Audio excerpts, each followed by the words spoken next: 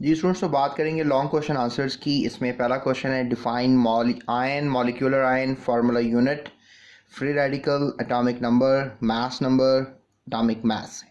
इनकी डेफिनेशंस और एग्जांपल्स देख लेते हैं।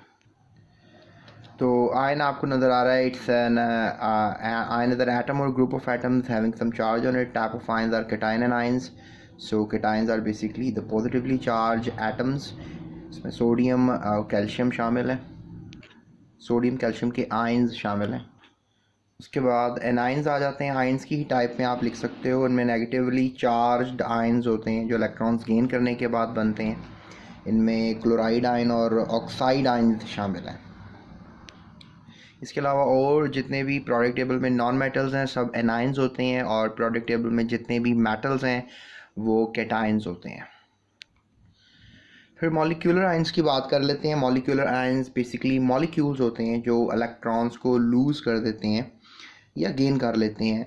और इसमें आप देख सकते हो ऑक्सीजन है, इसने बेसिकली मॉलिक्यूल ने जो है वो इलेक्ट्रॉन गेन कर लिया है, और यहाँ पे ऑक्सीजन जो है इसने इलेक्ट्रॉन लूज़ कर लिया है। ये बेसिकली होता तब है जब कोई भी स्पीशी है आयंस की उस वक्त बनती है जब आप हाई टेम्परेचर के ऊपर और लो प्रेशर के ऊपर आप किसी भी गैस को कह लो कि हाई टेम्परेचर और वेरी वेरी लो प्रेशर के ऊपर किसी गैस को गुजारते हो, तो फिर मॉलिक्यूलर आयंस जो हैं वो बनते हैं। और आयनिक कंपाउंड के मॉलिक्यूलर आयंस आपको पता है बन ही नहीं सकते। तो इसमें हमारे पास नाइट्राइड आयंस भी हैं, और सॉरी नाइट्रोजन के नेगेटिव आयंस भी हैं, और नाइट्रोजन गैस के पॉजिटिव आयंस भी हैं। तो स्पेसिफिकली आप कह लो मॉलिक्यूलर आयन का लफ्ज़ ज़्यादातर हम यूज़ तब करते हैं जब गैशियस मॉलिक्यूल्स या तो इलेक्ट्रॉन गेन करते हैं या तो इलेक्ट्रॉन लूज़ करते हैं। वैसे ग्रुप ऑफ एटम्स हैं जैसे सल्फेट है, अब इसने भी बेसिकली 2 इलेक्ट्रॉन गेन किए हुए हैं। जिस तरह के अमोनियम है, इसने बेसिकली 1 इलेक्ट्रॉन लूज़ किया हुआ है। ग्रुप ऑफ एटम है ये भी, लेकिन definitely these are not gases. Basically ammonium is also not a gas. तो स्पेसिफिकली गैसेस जब ये काम करती हैं तो ज़्यादातर उनको रेफ़र किया जाता है मॉलिक्यूलर आयन की शक्ल में। तो ये हिंट आपने याद रखना है। So that is the topic under discussion. Students, formula unit की अगर हम बात करें तो बेसिकली कोई भी आयनिक कंपाउंड जो है वो simplest ratio cation and ions की शो करे तो उसे उस आयनिक कंपाउंड का फार्मूला यूनिट कहते हो। हमेशा आयनिक कंपाउंड्स का ही फार्मूला यूनिट लिखा जाता है, याद रखो। मॉलिक्यूलर कंपाउंड्स का मॉलिक्यूल लिखा जाता है। तो इसमें एग्जांपल पे आप सोडियम क्लोराइड की बहुत अच्छी एग्जांपल है। सोडियम और क्लोराइड के आयंस जो हैं वो इकट्ठे रह रहे होते हैं एक यूनिट की तरह, सोडियम क्लोराइड। तो इसका फार्मूला यूनिट कह सकते हो। एग्जांपल आप ये ले सकते हो। फ्री रेडिकल्स मैंने मेरी पिछली वीडियो में शॉर्ट क्वेश्चन आंसर्स में थोड़ा सा ब्रीफ डिस्कशन किया, उसका मैंने बताया फ्री रेडिकल्स क्या होते हैं, कैसे बनते हैं। तो फ्री रेडिकल्स बेसिकली एटम्स हो सकते हैं या ग्रुप ऑफ एटम्स हो सकते हैं। और ये बेसिकली होता ही है कि जो मॉलिक्यूल्स होते हैं जब वो अलहदा हो जाते हैं because of some sunlight, you can say, जब आप सनलाइट इनको हिट करते हो, या अल्ट्रा वायलेट रेडिएशंस कह सकते हो आप, या इलेक्ट्रोमैग्नेटिक रेडिएशंस कह सकते हो, जब इनके बॉन्ड पे हिट करते हैं। Let's say that chlorine chlorine का बॉन्ड है, इस पे आके हिट किया, तो होता ही है कि दोनों एटम्स अलहदा हो जाते हैं और इनमें कोई इलेक्ट्रॉन एंटर नहीं करता, लूज़ नहीं करता, बल्कि अपने अपने इलेक्ट्रॉन जितने भी इनके होते हैं वो मौजूद रहते हैं। तो ऑड नंबर ऑफ इलेक्ट्रॉन्स आप कह सकते हो। बेसिकली आप देखो क्लोरीन में 17 इलेक्ट्रॉन्स होते हैं, तो 17 एक ऑड नंबर है। फ्लोरीन में टोटल 9 इलेक्ट्रॉन्स होते हैं। तो यू कैन से कि फ्लोरीन के अंदर ऑड नंबर ऑफ इलेक्ट्रॉन्स है। हाइड्रोजन में 1 इलेक्ट्रॉन होता है। तो इसी तरह से कार्बन में आपको पता है कि टोटल आपके पास इलेक्ट्रॉन्स की तादाद 6 है, और 3 हाइड्रोजन के जब इलेक्ट्रॉन्स हो जाएंगे तो टोटल 6 और 3 9 हो जाएंगे। तो फिर मिथाइल फ्री रेडिकल भी एक बेसिकली फ्री रेडिकल कहलाएगा। तो दे हैव अनपेयर्ड इलेक्ट्रॉन्स, जिसको आप कह सकते हो कि पहले ये पेयर्ड थे, दोनों कोवलेंटली बॉन्ड थे। जब अल्ट्रावायलेट हिट किया, सनलाइट हिट किया, तो ये अलहदा हो गए और अनपेयर्ड हो गए। तो फिर इनके पास ऑड नंबर ऑफ इलेक्ट्रॉन्स जो हैं वो मौजूद हैं।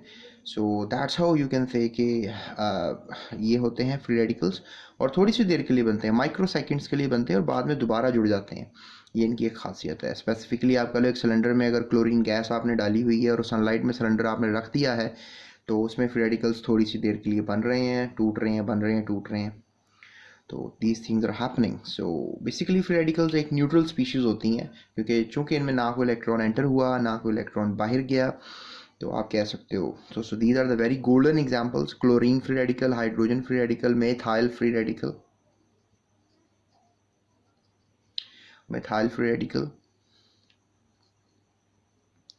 तो आप इनको याद रख सकते हो. सो फ्री रेडिकल्स के बारे में आप ये लिख लो, from there to here, right. ये डिफरेंस है इनके बारे में, फ्री रेडिकल और आयंस में क्या डिफरेंस होता है.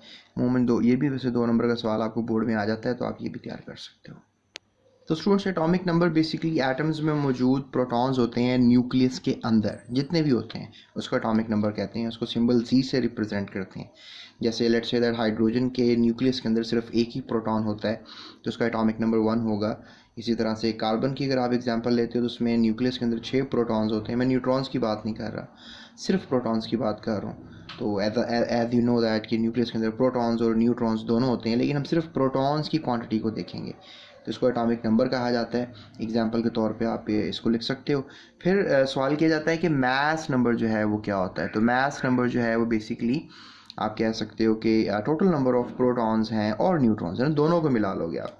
उसके लिए सिंबल जी था, इसके लिए सिंबल ए है. यानी प्रोटॉन्स प्लस न्यूट्रॉन्स को दोनों को अगर इकट्ठा क्वांटिटी की शक्ल में आपने बताना है, उसको ए कहते हैं. जैसे फॉर एग्जांपल हाइड्रोजन में प्रोटॉन तो होता है, न्यूट्रॉन नहीं होता, तो उसका मास तो डेफिनेटली फिर प्रोटॉन 1 है और न्यूट्रॉन 0 है, 1 + 0 हो जाएगा, तो आंसर आपको 1 ही आएगा. लेकिन कार्बन में ऐसा नहीं होता. कार्बन में प्रोटॉन्स भी होते हैं, न्यूट्रॉन्स भी होते हैं. वैसे प्रोडक्ट टेबल में वाहिद हाइड्रोजन के भी आइसोटॉप्स 3 होते हैं. आपको शायद आपने पढ़ा हो चैप्टर नंबर 3 में आगे, या भी पढ़ना होगा आपने. तो याद रखो हाइड्रोजन के 3 आइसोटॉप्स होते हैं. सबसे पहला जो आइसोटॉप है प्रोटियम, उसमें न्यूट्रॉन नहीं होता. फिर न्यूट्रॉन डेफिनेटली ड्यूट्रियम में होता है, ट्रिटियम में होता है, हाइड्रोजन में ही कह रहा हूँ. लेकिन प्रोटियम में मतलब 99% जो हाइड्रोजन पाया जाता है वो प्रोटियम ही पाया जाता है. तो आप ये कह सकते हो कि हाइड्रोजन पीरियोडिक टेबल का वाहिद एक ऐसा एलिमेंट है जिसमें न्यूट्रॉन नहीं होता. बहरहाल बात ही हो रही है कि प्रोटॉन और न्यूट्रॉन को जमा कर लेने से मास बन जाता है किसी भी एटम के न्यूक्लियस का. तो इस तरह कार्बन इलेक्ट्रॉन्स जो हैं वो मास में काउंट नहीं होते, ये बात याद रखिएगा. सो कार्बन एटम जो है उसके 6 प्रोटॉन 6 न्यूट्रॉन होते हैं, इसलिए उसका मास नंबर या कह लें कि ए जो है वो 12 होगा. सो ये बात आपको याद रह जानी चाहिए. इसी तरह से अगर आपको एटॉमिक नंबर पता हो और मास नंबर पता हो या एटॉमिक मास पता हो, तो फिर आप ये पता लगा सकते हो कि किसी भी एटम के अंदर जो हैं वो न्यूट्रॉन्स कितने हैं, नंबर ऑफ़ न्यूट्रॉन्स कितने हैं. यानी कि अगर आपको ए पता है दैट्स नाइस, अगर आपको जी तो पता ही होगा, ये दोनों चीज़ें अगर आपको पता है तो आप एन की कैलकुलेशन कर सकते हो. मतलब एटॉमिक नंबर प्रोडक्ट टेबल से पता लग जाएगा, मास नंबर प्रोडक्ट टेबल से पता लग जाएगा, लेकिन न्यूट्रॉन प्रोडक्ट टेबल से आपको पता नहीं लगेंगे.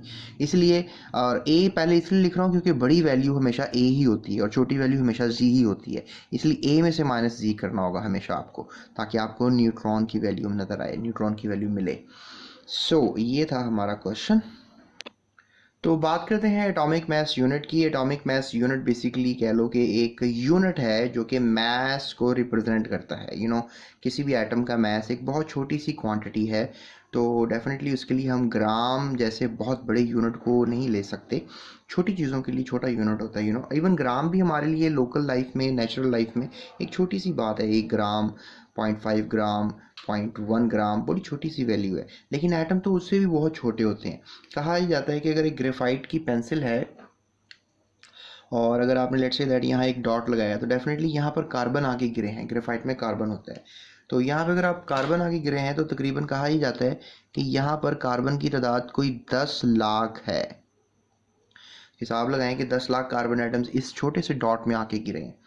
तो डेफिनेटली अब एक कार्बन का वज़न तो बहुत छोटी सी क्वांटिटी हुआ, तो उसके लिए फिर एक हमने यूनिट बनाया, that is atomic mass unit, AMU. No doubt एक एटम की मास को आप AMU में रिप्रेजेंट कर सकते हो. जैसे कार्बन है, कार्बन 12 है, तो आप कह सकते हो कि it's something like 12 AMU is basically the 1 atom mass. एक एटम का वज़न 12 AMU होता है. और इसी तरह से आप समझ सकते हो we can calculate any other species of atoms. उनको भी हम कैलकुलेट कर सकते हैं विद कार्बन 12, बिकॉज कार्बन 12 एक रेफरल पॉइंट हो गया हमारे लिए, एक रेफरेंस हो गया. और इसी तरह से हम कह सकते हैं कि जो नाइट्रोजन है वो 8.4 टाइम्स मैसिव है कार्बन से, और उसका जो रिलेटिव एटॉमिक मास है या जो भी मास है तो उसको हम कैलकुलेट कर सकते हैं। सॉरी, हाइड्रोजन की बात हो रही थी यहाँ पे, नाइट्रोजन कह दिया मैंने। हाइड्रोजन यानी कार्बन का वज़न अगर हम 100% लें तो हाइड्रोजन का वज़न सिर्फ 8.4% के हिसाब से होगा। तो इसीलिए हमने जो है समथिंग लाइक 12 से कंपेयर कर लिया तो हमें पता लगा हाइड्रोजन 1.008 AMU का मास रखता है, यानी हाइड्रोजन का 1.8 AMU मास है जबकि कार्बन का 12 AMU मास है। और इसी तरह से आप ऑक्सीजन और सोडियम को देख सकते हैं। मतलब ऑक्सीजन जो है उसका मास जो है वो 15.9 है AMU में, जबकि सोडियम का, आपने जो स्टूडेंट्स टेंशन नहीं लेनी, कुछ एक दो के बस पॉइंट्स में याद कर लो। वैसे ऑक्सीजन का मास आपने जो याद करना है वो 16 AMU है, जबकि याद करना है सोडियम का, तो सोडियम का मास जो है दैट इज़ बेसिकली 23 AMU। ये राउंड ऑफ करके हम याद कर लेते हैं हमारी ईज़ के लिए। तो ये था इस सवाल का जवाब। तो ये था आपका पहला क्वेश्चन, लॉन्ग क्वेश्चन। चलते हैं दूसरे सवाल की तरफ। तो स्टूडेंट्स चौथा पॉइंट जो है that is basically the fourth question, differentiate between atom and ion, molecular ion and free radical.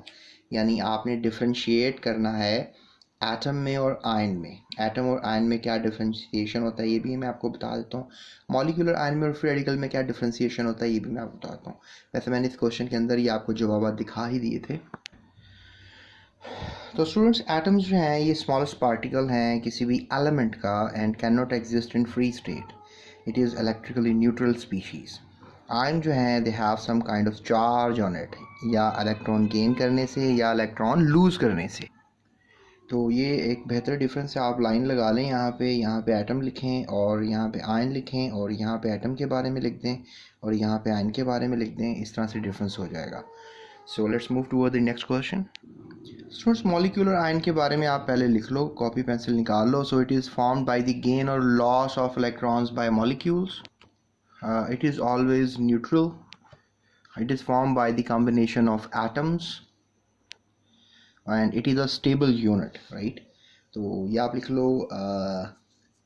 Sorry, ये आपने मॉलिक्यूलर आयन के बारे में लिखना था, ये आपने 3 पॉइंट्स नहीं लिखने, ये वाले 3 पॉइंट्स लिखने, ठीक है। पहला पॉइंट ठीक था जो मैंने बताया, दूसरा, तीसरा और चौथा पॉइंट देख लें। दूसरा पॉइंट है it can have a negative or positive charge, it is form by the ionization of molecule and it is a reactive species.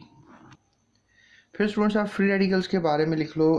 N atom or group of atoms having unpaired electrons, ये free radical के बारे में खासियत है। And they exist in solution as well as in air and light में produce free radicals. फिर students question किया जाता है, question number 5, describe how Avogadro's number is related to mole of any substance. तो स्टूडेंट्स ये भी आप थोड़ा सा डिफरेंस के लिए देख लो। एटम और आयन के ऊपर आप ये लिख सकते हो डिफरेंस, ठीक है।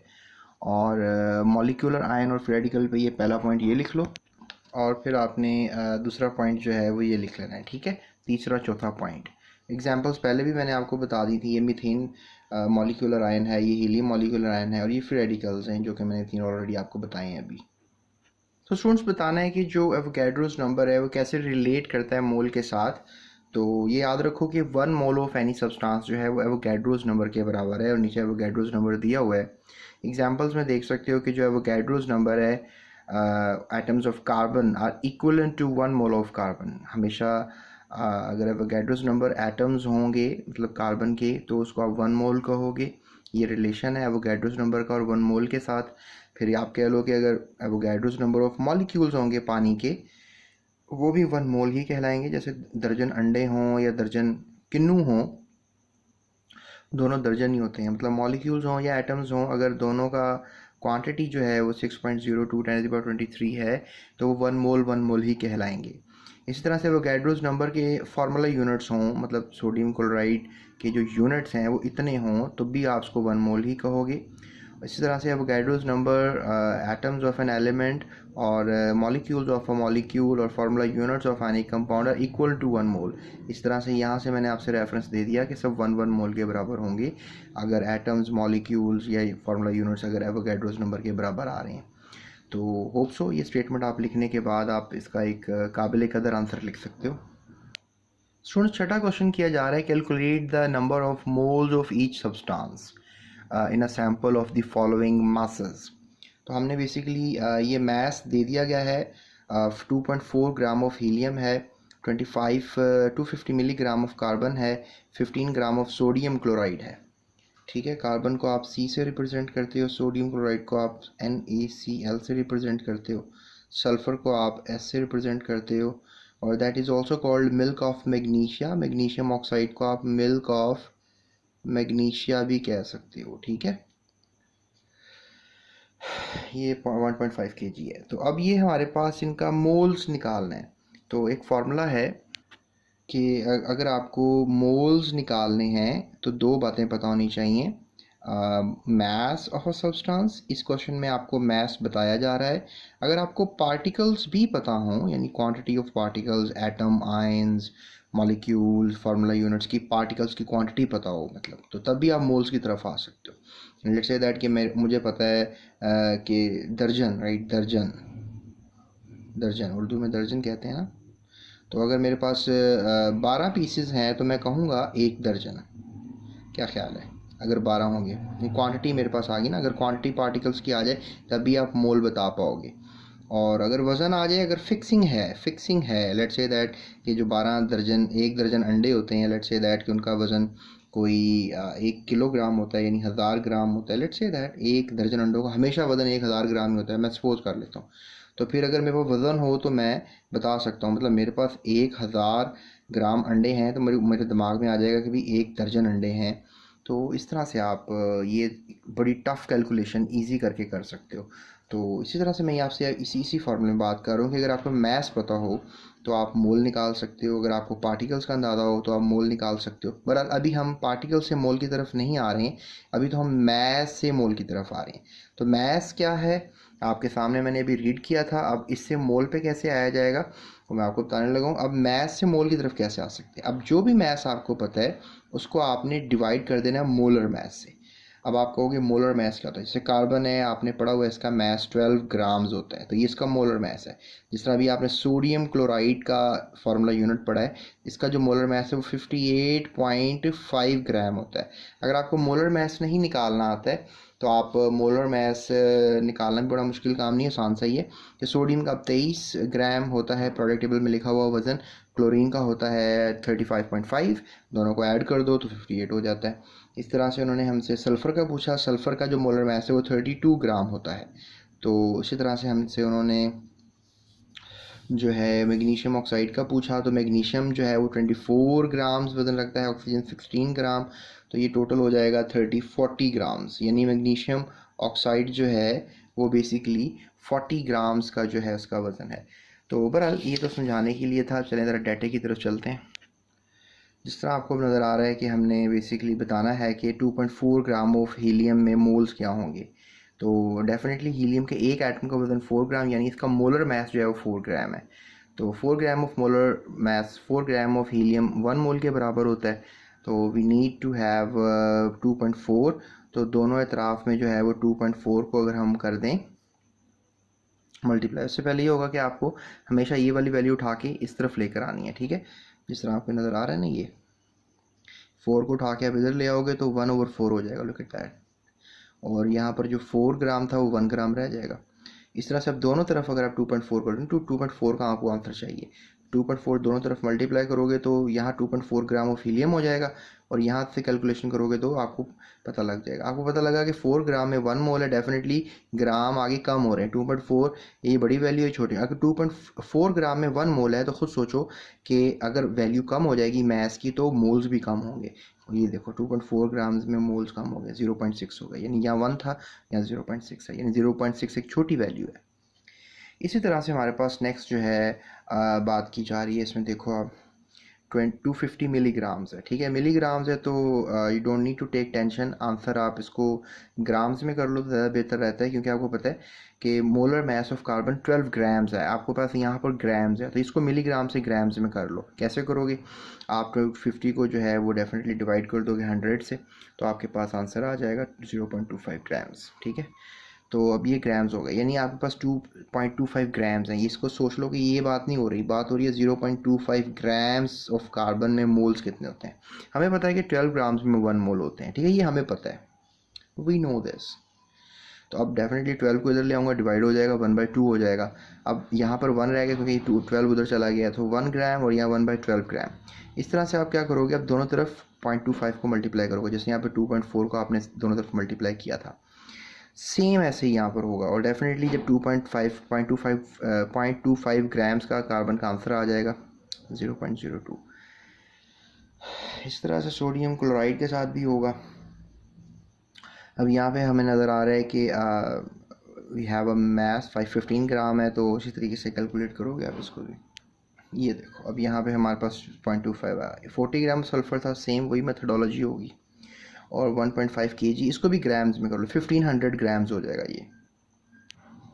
ये देखो 1500 ग्राम्स हो गया। अब 40 ग्राम्स ऑफ मैग्नीशियम 1 मोल के बराबर होता है, तो 40 को ला के डिवाइड कर लो, 1500 को दोनों तरफ मल्टीप्लाई कर दो, 37.5 मोल्स इसका आंसर होगा। So very interesting calculations, hope so आपको करनी आ गई होंगी। अगले क्वेश्चन की तरफ चलते हैं। अब कोई टेंशन नहीं है, अब आपको वो कह रहा है कि आपको मोल्स बता रहा है वो, और आपने ग्राम्स में कन्वर्ट करना है, तो उल्टी कर देना। जैसे लेट्स से दैट आपको 1.2 मोल्स ऑफ पोटाशियम बताए जा रहे हैं, ठीक है, this is known as potassium. इसका लातीनी नाम केलियम था। तो केलियम बेसिकली के सिंबल केलियम से ही लिखा जाता है, लेकिन अब इसका साइंटिफिक नेम पोटाशियम है। बहरहाल तो मोलर मास इसका पोटाशियम का 39 होता है, ये आप पीरियोडिक टेबल में देख सकते हो। 1 mole of definite 39 gram is equal to 1 mole, लेकिन हमें चाहिए 1.2 मोल, तो डेफिनेटली दोनों तरफ 1.2 मोल को मल्टीप्लाई कर दूंगा, वी गॉट दी आंसर। यानी कि अगर 1 मोल में 39 ग्राम्स हैं, डेफिनेटली अब 1 मोल में 39 थे, यानी कि 1.2 बड़ी वैल्यू है। तो अगर मोल बढ़ रहे हैं तो मास भी बढ़ेगा। अगर 1 मोल में 39 थे तो 1.2 में 46.8 ग्राम्स हो गए। इस तरह ही आप देखो 75 मोल्स ऑफ हाइड्रोजन की बात हो रही है। 1 मोल हाइड्रोजन गैस है, याद रखो H2 है, H नहीं है। आपने 1 ग्राम इसका नहीं लिखना है, 2 एटम्स हैं तो 2 ग्राम लिखोगे, क्योंकि एक एटम का 1 ग्राम होता है। So 1 mole of hydrogen gas is equal to 2 grams.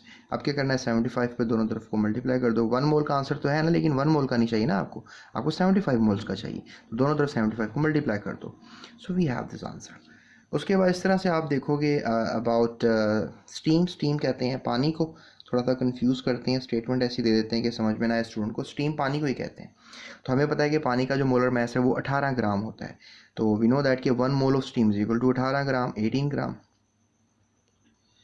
तो हमने क्या करना है, अब बेसिकली हमें 0.25 का आंसर चाहिए था ना, तो 0.25 को दोनों तरफ क्या कर देंगे, मल्टीप्लाई कर देंगे। So we got the answer 4.5।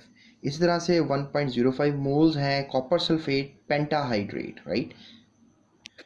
तो कॉपर सल्फेट पेंटाहाइड्रेट है, तो molar mass of copper sulphate आपको पता है, इसका निकालना होगा। कॉपर का 64 होता है, सल्फर का 32, ऑक्सीजन का 16, 4 एटम्स हैं, मल्टीप्लाई कर दो। So look at this. और डेफिनेटली एक पानी का 18 ग्राम वज़न होता है, 5 से मल्टीप्लाई कर दो, तो total as a whole calculator से करके देखोगे तो 250 आंसर आएगा। तो 1 मोल कॉपर सल्फेट पेंटाहाइड्रेट, इसे नीला थोता भी कहते हैं। तो मार्केट से ये ब्लू कलर का एक सॉल्ट होता है, बड़ा इंटरेस्टिंग, सब क्रिस्टल से होते हैं, बड़े दिलचस्प। लैब में जाओ अपनी, पढ़ा होगा, देख लेना जाके।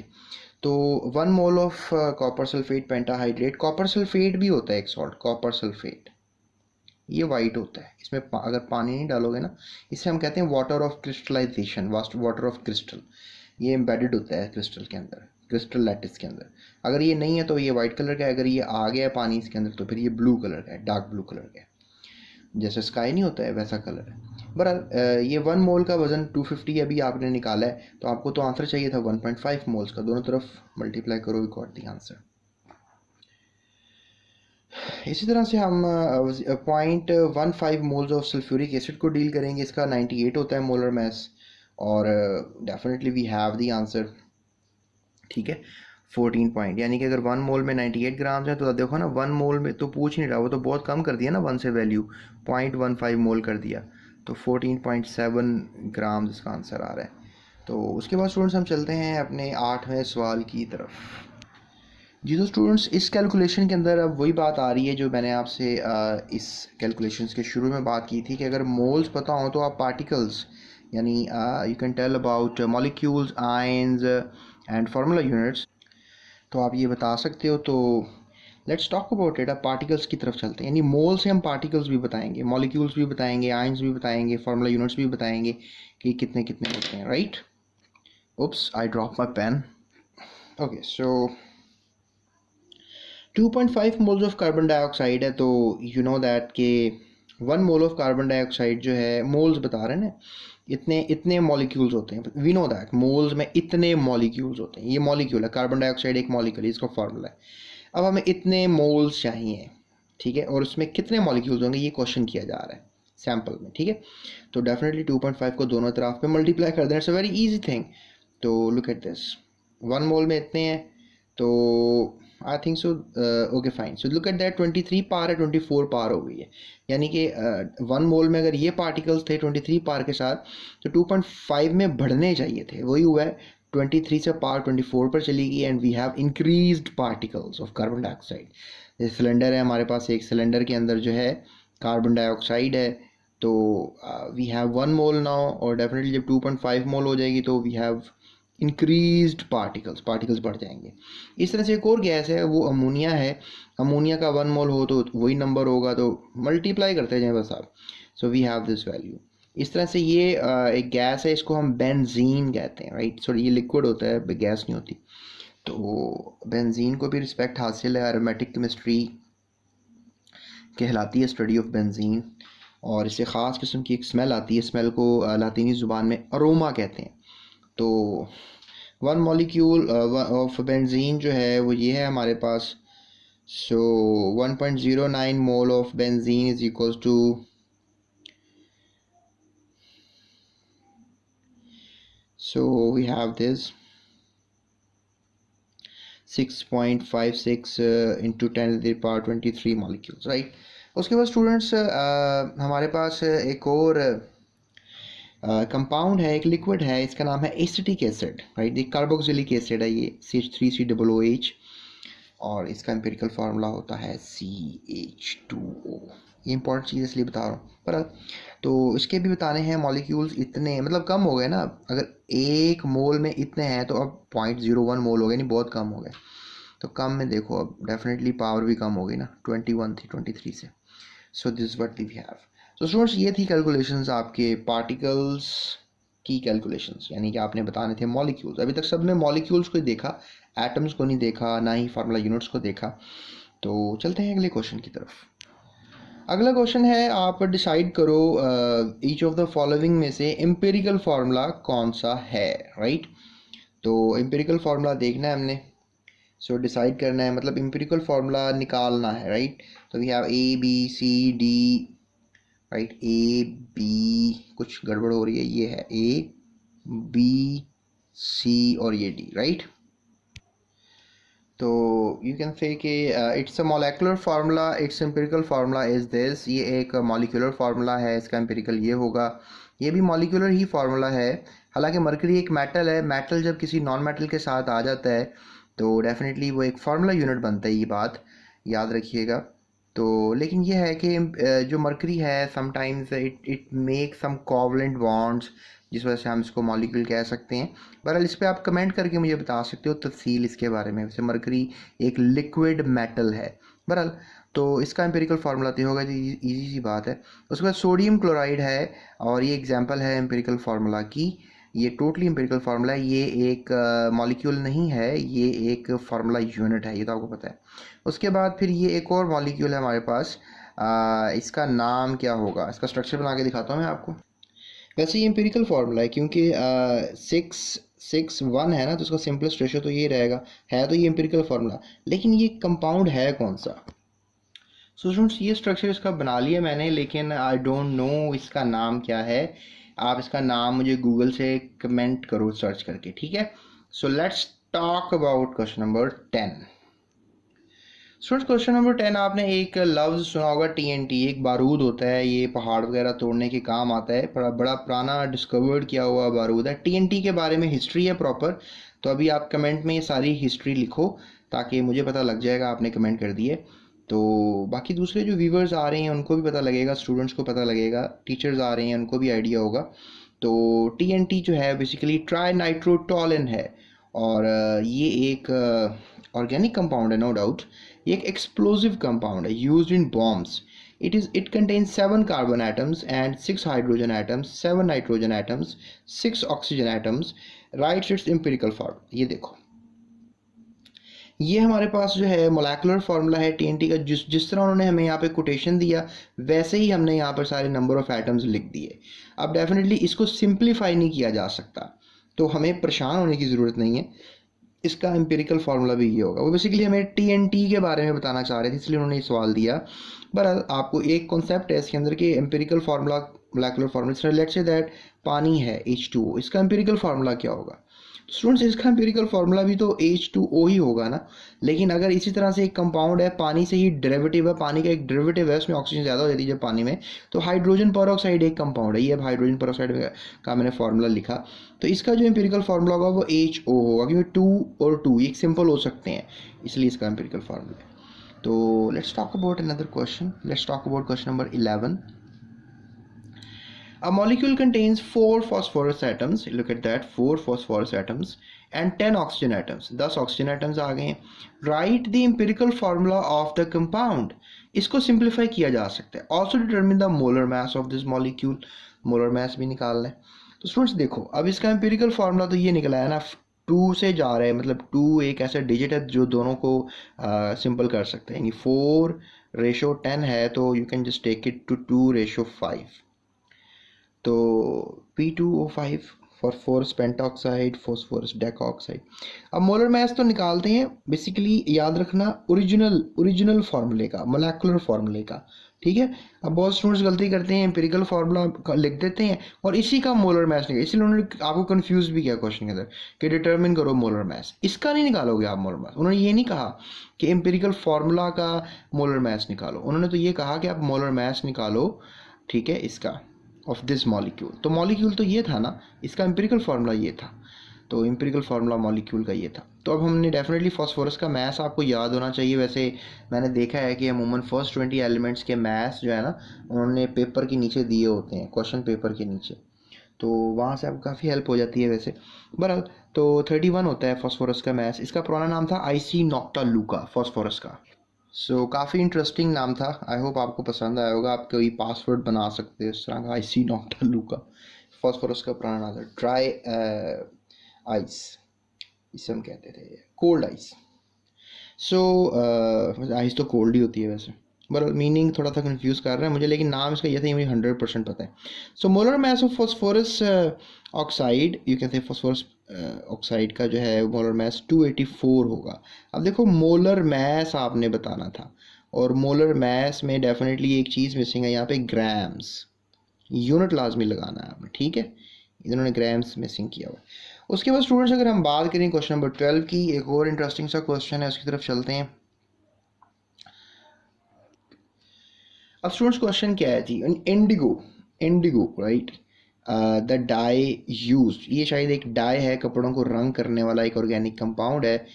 फॉर कलर ब्लू जीन्स, आपने जो ब्लू जीन्स अगर पहना हुआ है अभी, तो उसको कलर करने के लिए ये इंडिगो एक डाई है।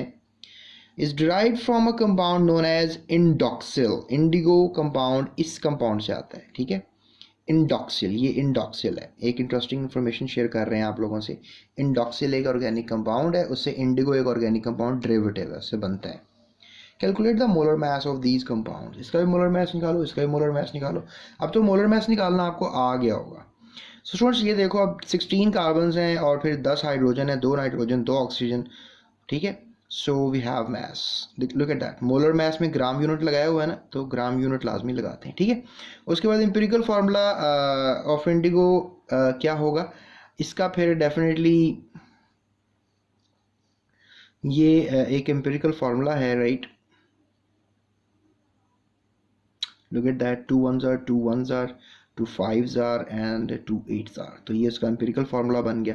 सो मोलर मास ऑफ इंडॉक्सिल, अब ये बेसिकली इंडॉक्सिल है, एम्पिरिकल फार्मूला भी इसका है, तो 133 एम्पिरिकल फार्मूला मास आ गया, राइट। इसका मोलर मास भी बेसिकली इसने कहा ना, इसको इंडॉक्सिल कहा, इसको उसने इंडिगो कहा। सो यहाँ पे लिखना चाहिए था मोलर मास ऑफ इंडिगो, आगे ब्रैकेट में होना चाहिए था, मोलर मास ऑफ इंडॉक्सिल। थोड़ी सी करेक्शन कर लेना इसमें। सो ये हो गया। सो एम्पिरिकल फार्मूला ऑफ इंडॉक्सिल ये होगा।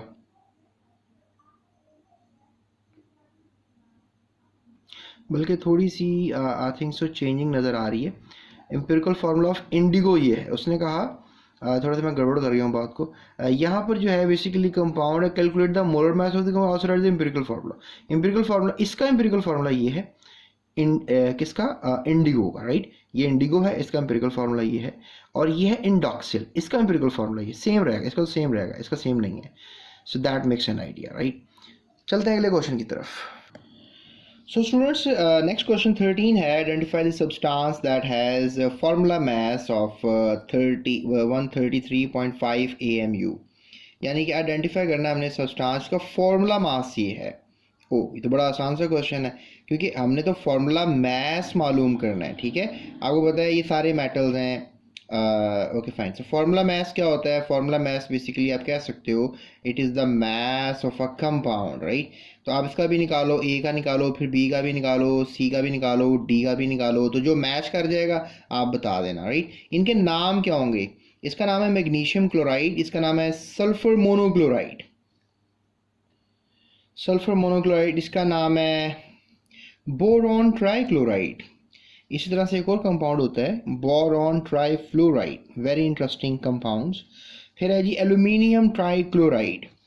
तो अब इसमें पूछा जा रहा है जी aluminium trichloride is a substance having the formula mass of 133। आपने सबका निकालना है, तो जो मैच कर जाएगा ना, ठीक है, AMU यूनिट है, याद रखिएगा। जब आप फार्मूला मैच निकालते हैं तो यूनिट चेंज हो जाता है। मोलर मैच निकालते हैं तो ग्राम होता है, फार्मूला मैच निकालेंगे तो AMU होगा, या मॉलिक्यूलर मैच निकालेंगे तब भी AMU होगा, ठीक है। ये बात नहीं भूलनी है आपने। सो ये हो गया।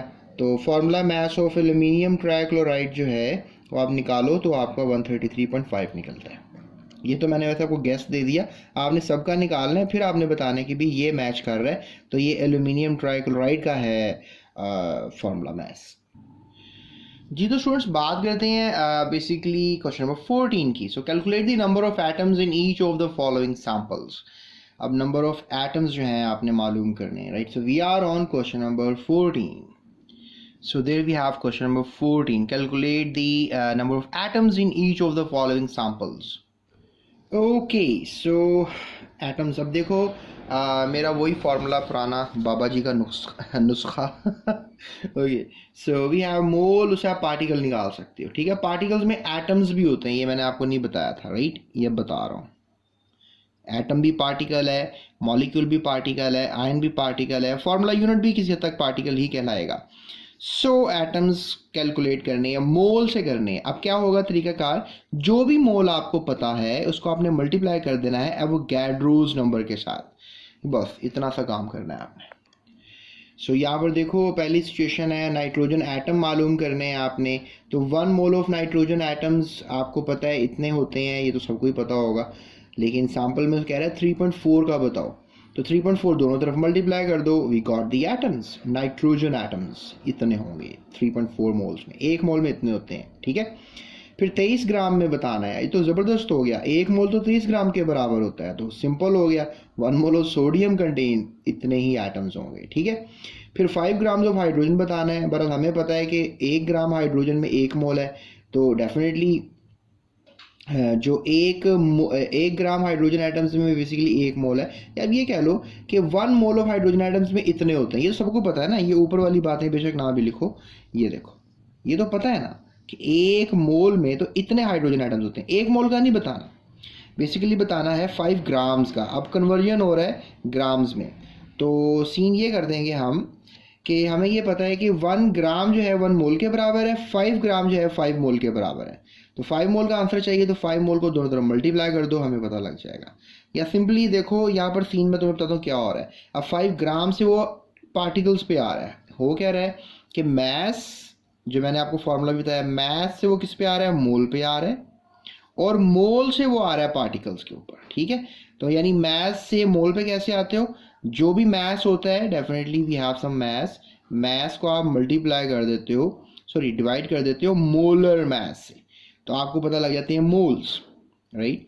तो डेफिनेटली मोल्स आपको पता लगे, तो मैस कितने है जी, इसका मैस है हाइड्रोजन का फिलहाल 5 ग्राम्स, और मोलर मैस कितने है जी तो सॉरी डिवाइड नहीं करना, मल्टीप्लाई करना है। तो नॉन मास कितना है 5 ग्राम्स और मोलर मास कितना है 1 ग्राम, तो आंसर 5 ही आएगा। 5 मोल्स हो गए।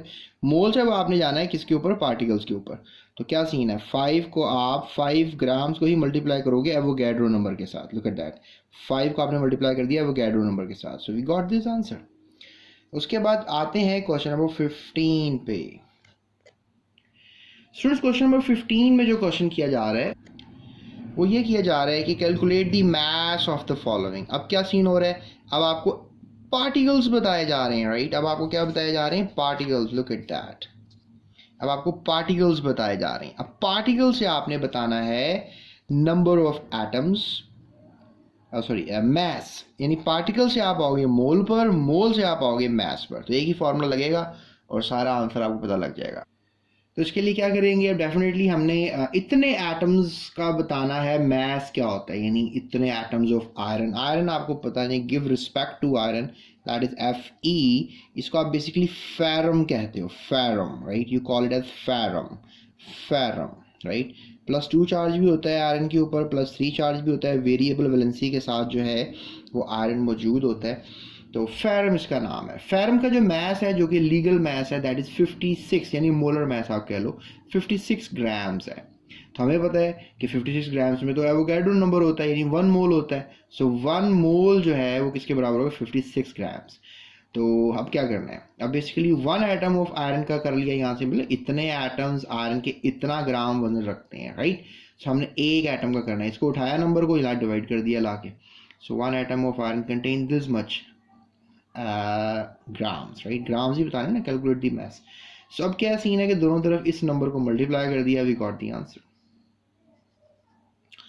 उसके बाद इस तरह से हमने बताने हैं इतने मॉलिक्यूल्स हैं नाइट्रोजन गैस के, राइट। नाइट्रोजन गैस, इसको N2 से लिखा जाएगा। सो क्या किया जाएगा, इसको करने के लिए हमने ये करना है कि एवोगैड्रोस नंबर ऑफ मॉलिक्यूल्स हैं और उसमें 1 मोल, एक मॉलिक्यूल का वजन हमने कर लिया ऊपर के कैलकुलेशंस की तरह। तो we don't need to get worry about it students, यही फार्मूला काम कर लो आप, दिमाग में थोड़ा सा कर लोगे तो कोई मसला नहीं है।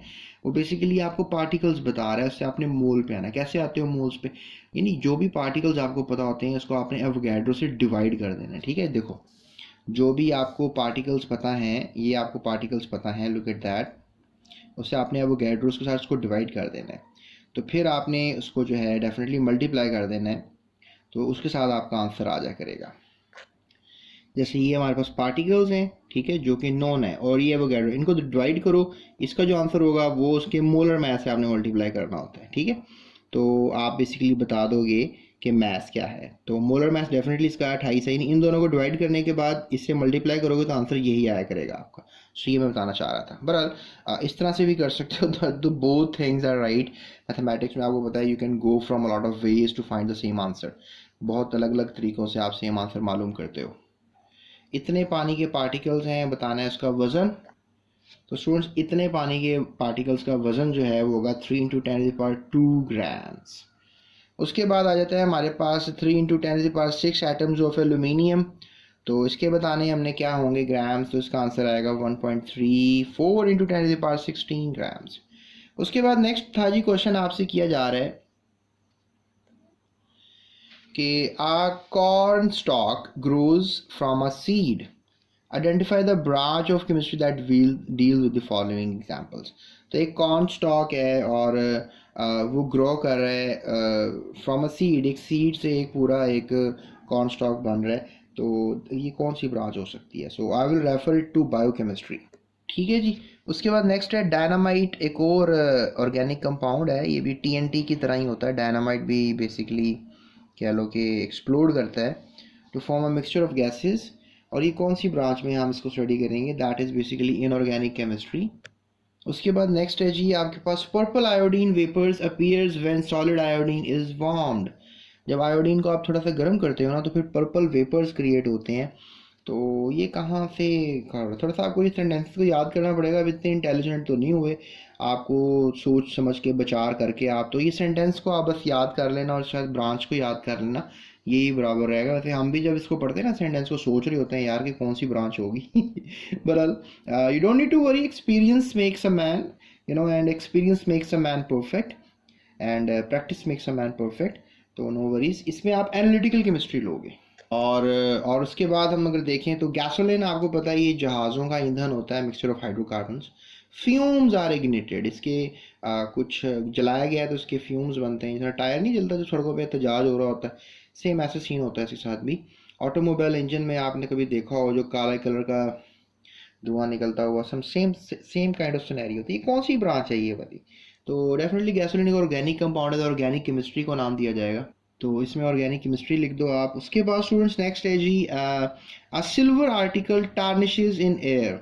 एक आपके पास कोई बर्तन है सिल्वर का, सिल्वर इसको हम AG से लिखते हैं, इसका लातीनी नाम आर्जेंटम है। तो सिल्वर के कोई बर्तन है और टार्निश मीन उसका कलर फेड हो गया है बड़ा, जब आपने नया बर्तन लिया था ना तो बड़ा शाइनी सा था। टार्निश मीन के हवा से रिएक्शन कर गया और कोई सिल्वर ऑक्साइड बना लिया, कुछ भी ऐसा सीन हुआ उसके साथ। तो ये कौन सी ब्रांच होगी केमिस्ट्री की? तो इन्वायरमेंट का कोई डील हो रहा है तो इसे हम इन्वायरमेंटल केमिस्ट्री में ही कवर करेंगे, ठीक है, एनवायरमेंटल केमिस्ट्री में लेके चलेंगे। आइस फ्लोट्स ऑन वाटर, बर्फ तैर रही है पानी पर, physical chemistry. Sulphur dioxide is a major source of acid rain. Sulphur dioxide होती है जब एसिड रेन होती है। नाइट्रस ऑक्साइड्स भी होती हैं और कार्बन डाइऑक्साइड भी होती है एसिड रेन की वजह, सिर्फ सल्फर डाइऑक्साइड नहीं होती, लेकिन मेजर ये वजह होती है। तो इसको हम डील करेंगे एनवायरमेंटल केमिस्ट्री में, ठीक है, एनवायरमेंटल केमिस्ट्री में।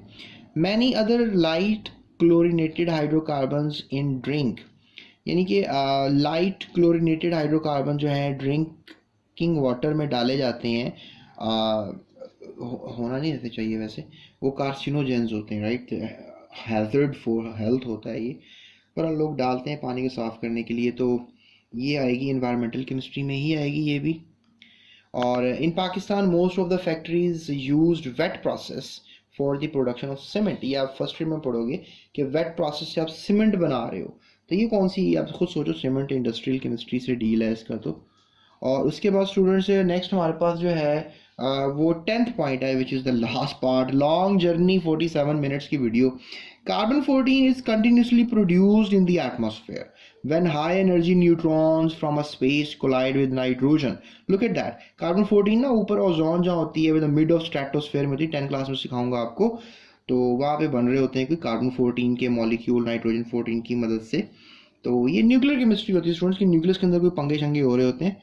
सो न्यूक्लियर केमिस्ट्री इसका होगा सही जवाब। Okay, so hope so channel subscribe कर लिया होगा अपना, दूसरों का ख्याल रखिएगा और इस चैनल का भी। डिस्क्रिप्शन में लिंक्स हैं, उनको फॉलो ज़रूर करना, राइट।